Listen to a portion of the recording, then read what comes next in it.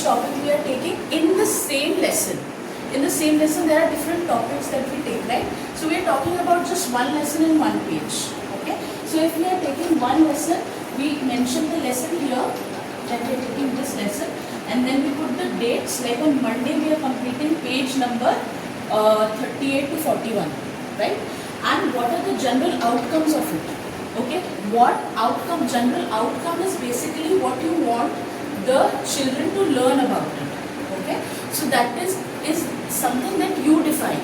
তোমরা define করবে কি আমরা কি চাই যে বাচ্চারা কি শিখে, right? And you have to apply that in your classes that I have listed. Current world. এখানে আমাদের ইমপ্রুভমেন্ট হবে, তাহলে এখানে আমাদের ইমপ্রুভমেন্ট মানে what is our improvement here? মানে উন্নতি মানে কি? আমরা what we want? We want money না at the end of the day. আমাদের সবার কোনো টাকা লাগে, without money না we cannot move. তো আমার যদি আজকে স্যালারি 10,000 হয় এরকম মানে একাডেমিতে স্টুডেন্টস 10-200 থাকে, hypothetically I am speaking, এটা বলছি কথা বলছি, কালকে যদি 2000 স্টুডেন্ট হয়ে যায় মানে একাডেমিতে, তাহলে আমার স্যালারি তো বাড়বে, তাহলে আমার লাইফস্টাইল ইমপ্রুভ হবে, তো হবে। কিন্তু কালকে যদি স্টুডেন্টস কমে যায়, আমার 2000 থেকে যদি 50 হয়ে যায়, তাহলে স্কুলটা আর চলবে না।